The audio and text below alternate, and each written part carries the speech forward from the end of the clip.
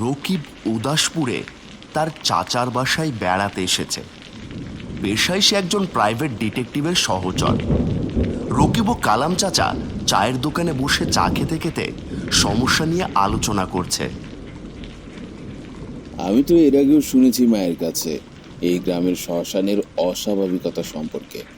বাজান রে, এই শ্মশানের কাহিনী আমিও সেই ছোটবেলা থেকে শুনে আসছি। আমার বাবা নাকি ওইখানে ভূত দেখেছিল। আসলে আমার এসব ভূত প্রেতে বিশ্বাস হয় না। কথা সেটা না বাজান, তোমাকে ডেকে আনছি অন্য একটা বিষয়। কি বিষয়ে চাচা? আমি ছোট থেকে বড় হয়েছি, কোনোদিন গ্রামের এত বাজে অবস্থা দেখি নাই। গত 3 মাসে গ্রামের জলজ্যান্ত 5টা মানুষ গায়েব হয়ে গেছে। তাদেরকে নিখোঁজ হওয়ার 3 দিন পর তাদের লাশ খুঁজে পাওয়া গেছে শ্মশানে। স্ট্রেঞ্জ। তাদের কারোর লাশ কি ময়নাতদন্তে দেওয়া হয়েছে? না রে বাবা, এইসব ওই গ্রামে সবাই ভয় পায়। আর সবচেয়ে অবাক করার বিষয় হলো, যে 5জন গায়েব হয়ে গেছে তারা সবাই ছিল খুবই গরিব। আর পরিবারের একজন সদস্য মারা যাওয়ার পর তাদের আর্থিক অবস্থা যেন দিন কয়েকের মধ্যেই অনেক ভালো হয়ে গেছে। কিভাবে সম্ভব? সবার সন্দেহ সেই 5জন কালো জাদু করে নিজেকে উৎসর্গ করেছে আর বিনিময়ে পরিবারকে আর্থিকভাবে সচ্ছল করেছে। আরে, এটাও সম্ভব? আমাদের কোরআন শরীফে তো স্পষ্ট লেখাই আছে এই কালো জাদু সম্পর্কে, কি তাই না? হ্যাঁ, কিন্তু আমার তো অন্য কিছু মনে হচ্ছে রহস্যের গন্ধ পাচ্ছি। আমার কি মনে হয় জানো বাবা, এই গ্রামে এক সন্ন্যাস বাবা থাকে। আমার মনে হয় ওই লোকটাই মানুষকে বিভ্রান্ত করে তাদের কালো জাদুর আশ্রয় নিতে প্ররোচনা দেয়। কিন্তু এতে ওনার লাভ কি? আরে বনি ভালো মানুষ না, মানুষ কানাঘুষো করে যে যে মানুষগুলো মারা যায় ওইগুলো সন্ন্যাসী থাকা পিশাচগুলোকে খেতে দেয়। আর সন্ন্যাসী আগের থেকে অনেক বেশি ক্ষমতাসীন হয়ে যায়। কি বলছেন চাচা বাচ্চাদের মতো? যদি লাশ খেতে দেয় তাহলে লাশ শ্মশানে পাওয়া যাবে কেন? লাশ পাওয়া গেলেও দেখা যায় লাশের হয়তো চোখ নেই, হয়তো পেটের সাইডে কাটা থাকে, অথবা বুকে গভীর ক্ষত থাকে। তার মানে কি পিশাচগুলো মানুষের ভেতরের অন্ত্রগুলো খেয়ে নেয় বলছেন চাচা? সে জানি না ভাতিজা, গ্রামের নিরীহ মানুষগুলো এইভাবে কমতে থাকলে গ্রাম পুরো ফাঁকা হয়ে যাবে। আর ওই সন্ন্যাসী গ্রামের সব কয়টা গরিব পরিবারকে টার্গেট করেছে আমার বিশ্বাস। তুমি কিছু একটা করো বাজার। বিষয়টা বেশ জটিল লাগছে। দেখি কি করা যায়। আপনি কি চাচ্ছেন? আমি চাইছি সন্ন্যাসীকে গ্রাম থেকে বের করে দেওয়ার ব্যবস্থা করো। গ্রামের আমি এক উটকো মানুষ এসে গ্রামের একজনকে বের করে দেব? এই সন্ন্যাসী এই গ্রামের না, 6 মাস ধরে এই গ্রামে এসে এখানেই থাকতে শুরু করেছে। কেউ কিছু বলেনি?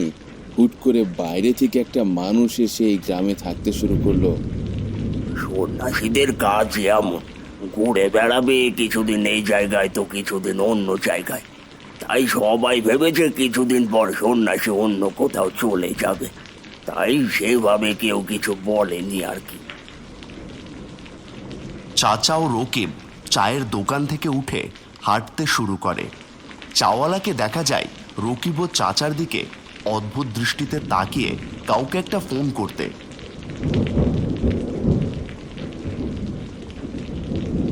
কিছুটা দূর যাওয়ার পর, ও চাচা, বিল তো দিলাম না। আপনি এখানে দাঁড়ান, আমি বিল দিয়ে আসি। আরে সমস্যা নেই, এই ফজলকে আমি মাস শেষে 3 টাকা একেবারে দিয়ে দিই। না, তবুও আপনি দাঁড়ান একটু।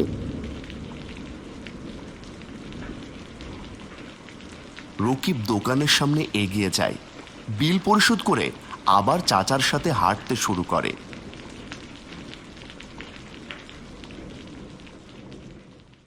রকিব চাচার বাসায় বসে ব্যাপারটা নিয়ে চিন্তা করছে। এমন সময় চাচাতো বোন চারু আসে। কেমন আছো ভাইয়া?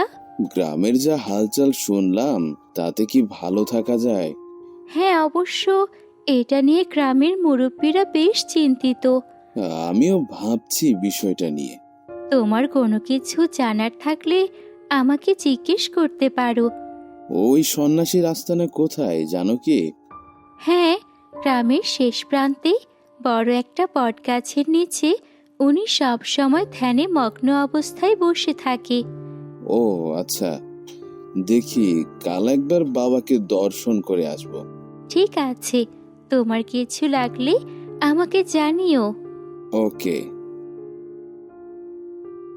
আজ রাত 12টা বাজে একবার শ্মশানের দিকে দেখে আসতে হবে। কিন্তু এত রাতে যাওয়াটা কি ঠিক হবে? কিন্তু পৃথিবীর যত অপকর্ম সব তো মধ্যরাতেই হয়। ভাবতে ভাবতে রকিব ঘুমিয়ে পড়ে। রকিব খুবই নীরবে বাসা থেকে বের হয়। খুব শুনশান, কোথাও কোনো মানুষ নেই, নিস্তব্ধ পরিবেশ।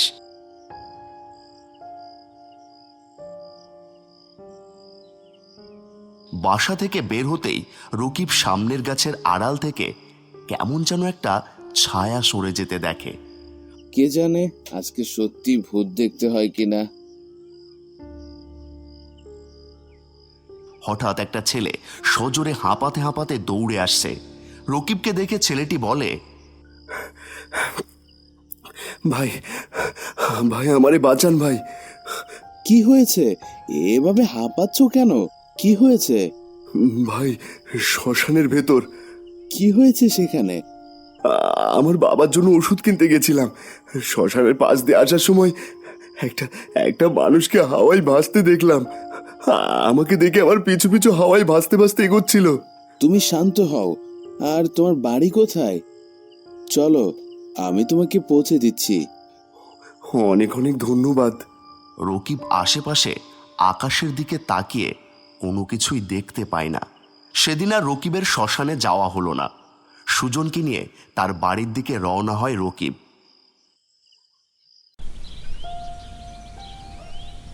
পরদিন গ্রামে শোরগোল। আরও একজন মানুষ নিখোঁজ। রকিব কালাম চাচার বাড়ির উঠোনে দাঁড়িয়ে চাচার সাথে কথা বলছে। আচ্ছা চাচা, শ্মশানে যে ভূত থাকে আপনি কখনো নিজের চোখে দেখেছেন? না বাবা, আমি অনেক ভীতু মানুষ। আমার বাপ যে দেখছিল, ওই দিনের পর থেকে রাত 10টার পর আমি বাইরে পা রাখি না, আর আমার মেয়েকেও রাখতে দিই না। ও আচ্ছা, কিন্তু অন্যান্য মানুষও তো জানে এবং শ্মশানের ভূত বিশ্বাস করে, তাহলে কেন রাত করে বাইরে বের হয়? এটা তো বলতে পারি না বাজান। ও আচ্ছা আচ্ছা চাচা, আমাকে একটু ওই সন্ন্যাসী বাবার আস্তানা কোথায় বলতে পারবেন? একবার দর্শন করে আসতাম। গ্রামের শেষ প্রান্তে একটা বড় বট গাছ আছে, ওই সন্ন্যাসী সেখানে বসে ধ্যান করে। আচ্ছা, তাহলে আমি সেখান থেকে ঘুরে আসি। একাই যাবে বাবা? হ্যাঁ, একাই যাব চাচা, সমস্যা নেই।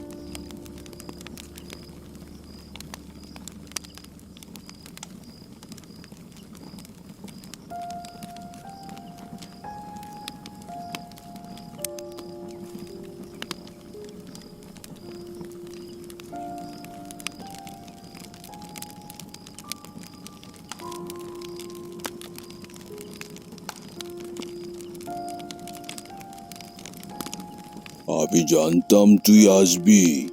বস বাবা রাকিব। আমার নাম জানলো কি করে? আর চোখ বন্ধ করে না দেখে জানলো কিভাবে আমি এসেছি? কি ভাবছিস? আরে 20 বছর ধরে তপস্যা করি, একটু একটু ক্ষমতা তো হয়েছে নাকি? চোখ বন্ধ করে কে কখন কোথায় কি করে সব বুঝতে পারি আমি। রকিবের মুখ দিয়ে কোনো কথা বেরোচ্ছে না। বাবা, আপনি যদি সব দেখতেই পারেন তাহলে নতুন যে নিখোঁজ হলো সে কোথায় আছে ওটাও নিশ্চয়ই বলে দিতে পারবেন। আলবাত পারবো, কিন্তু তাকে ফিরিয়ে আনার সাধ্য আমার নেই। কেন? কোথায় আছে সে? সে তো মায়াবিনী পিশাচের কবলে পড়েছে, ওকে বাঁচানোর সাধ্য কারোর নেই। আপনার যে এত শক্তি, আপনার শক্তিও তাহলে বৃথা। ওরে বৎস, তুই তো ভূত প্রেতে বিশ্বাসই করিস না, তোকে কিভাবে বুঝাই বলতো? হঠাৎ সন্ন্যাসীর পাশে থাকা থলিটা থেকে একটা শব্দ আসতে থাকলো, যেন কোনো ফোন ভাইব্রেশন হচ্ছে।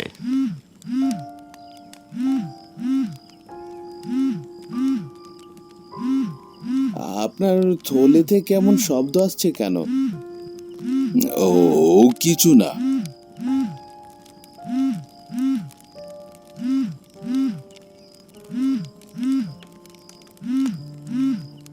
অনবরত শব্দ হচ্ছে, আপনি চেক করে দেখুন।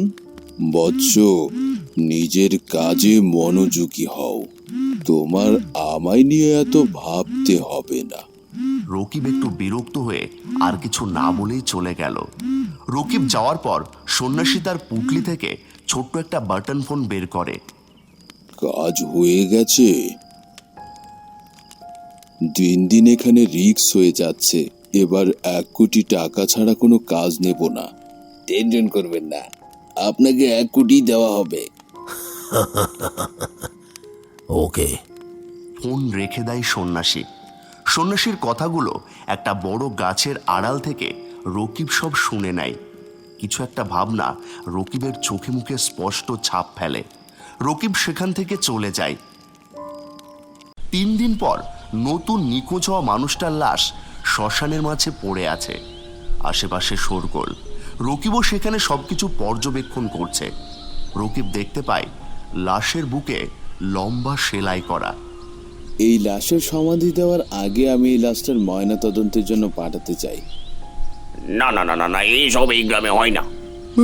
এইসব এই গ্রামে হয় না, না না না না না না। না না, বেশ সত্যি এসব এই গ্রামে হয় না, একদমই হয় না। কেউ যদি এ কাজে বাধা দেয় তাহলে তাকে হাজতে পাঠিয়ে দেব। গ্রামে কিছুদিন পর পর মানুষ মারা যাওয়া ও পুলিশের ঝামেলায় কেউ জড়াতে চায় না, তাই আর কেউ নাক গলালো না। রকিব লাশটি ময়নাতদন্তের জন্য পাঠিয়ে দেয়। একটা অ্যাম্বুলেন্স করে লাশটি নিয়ে যাওয়া হয়।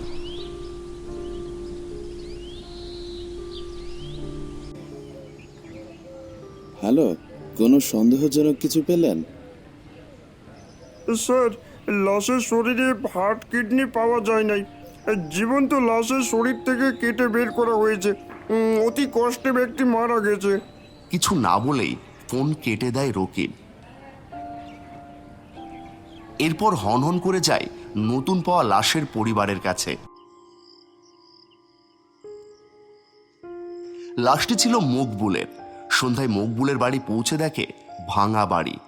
মকবুলের স্ত্রী শিরিন বেগম উঠোনে বসে আছে একটা ব্যাগ হাতে নিয়ে। শিরিন বেগমের সাথে রকিব কথা বলার জন্য এগিয়ে আসে। আপনার স্বামীকে যে ভূতে খেয়ে ফেলেছে এটা বিশ্বাস করেন? জানি না বাজান, আমি কিছুই জানি না। আপনি জানেন আপনার স্বামীর শরীরে হৃৎপিণ্ড, কিডনি কিছুই খুঁজে পাওয়া যায়নি। মানুষটা বড্ড ভালো আছিল বাজান। মানুষটা আমাগর জন্য নিজের জীবন দিয়া দিল। এই যে দেখেন, নিখোঁজ হওয়ার আগের দিন রাতে এই টাকার ব্যাগটা দিয়া আমারে কইল, বাচ্চাদের দেখা রাইখো শিরিন, এইগুলা আমার দুঃখ কষ্ট দূর করার জন্য সন্ন্যাসী বাবা দিছে। আপনি জিজ্ঞেস করেননি সন্ন্যাসী মানুষ এত টাকা পেল কোথায়, আর কেনই বা টাকা দিল? আমি জিগাইছিলাম রে বাবা, কিন্তু কোনো লাভ হয় নাই। আমারে কইলো আমি আর ফিরবো না, আমারে অনেক দূর চইলা যাইতে হইব। তুমি বাচ্চাদের খেয়াল রাখো, নিজেরও খেয়াল রাখো। রকিব কিছু একটা ভেবে সেখানে আর এক মুহূর্ত দেরি করে না, দ্রুত সেখান থেকে চলে যায়।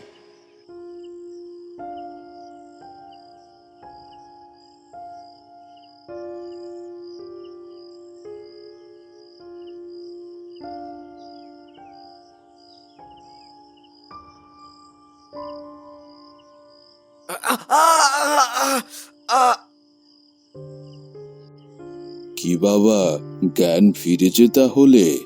আমাকে এখানে কেন ধরে এনেছিস? তুই এই কটা দিন ধরে এসে আমার ধান্দায় জল ঢালার ব্যবস্থা করেছিস। তোকে কিভাবে বাইরে ঘুরতে দেওয়া যায়? তুই তো একটা রাক্ষস, তোর সবকিছু আমি জেনে গেছি। মানুষের অসহায়ত্বের সুযোগ নিয়ে তাদের ব্রেন ওয়াশ করে ফেলিস, এরপর কয়টা টাকা দিয়ে তাদের অর্গান পাচার করিস।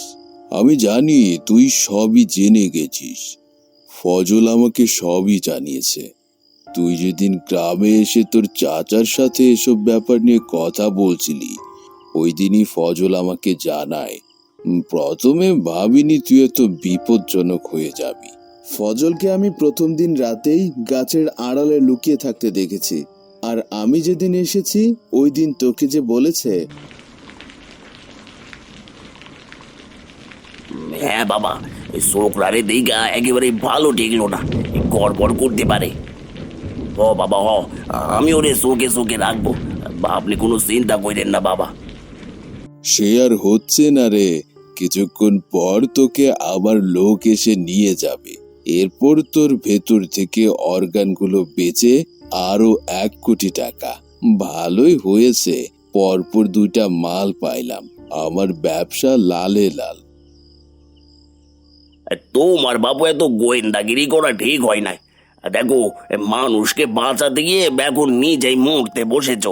চুপ থাক বেঈমান। কয়েক হাজার টাকা দিয়ে গরিব মানুষগুলোকে এইভাবে মেরে ফেলতে বিবেকে বাঁধে না? দেখো বাবা, গ্রামের মানুষে মেলা বোকা। আমি সন্ন্যাসীর সাথে কাম করি আর 30% ভাগ পাই, আর কয়েক মাস পরে আমিও কোটিপতি হয়ে যাব। আমি কোনো সন্ন্যাসী না, আমি পলাতক আসামি শম্ভুনাথ। ছদ্মবেশ ধরে পালাতে পালাতে এই গ্রামে চলে আসি। এরপর এই গ্রামের মানুষদের দেখলাম শ্মশান নিয়ে অনেক ভয়, তাই পরে এই প্ল্যানটা বানাই। এতে কেউ সন্দেহ করে না আমরা কোটি কোটি টাকা কামাই।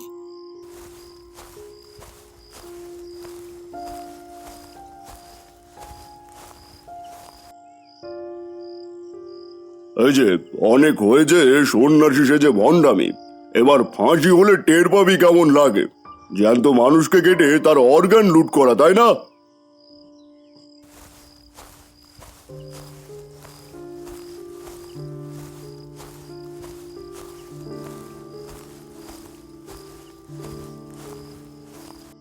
বাবা, আজ তোমার কিছু হয়ে গেলে নিজেকে মাফ করতে পারতাম না। এত বড় বিপদের মুখে পড়লে। কি যে বলেন চাচা, আমার কাজটাই তো রিক্সের, আর এর থেকে কত বড় বড় বিপদে পড়েছি আমি। কিন্তু বুঝলেন চাচা, কি বাবা? শ্মশানের ভূতের ভয় আর কাউকে পেতে হবে না। ভূতের কারিগর যে এবার হাজতে বন্দি।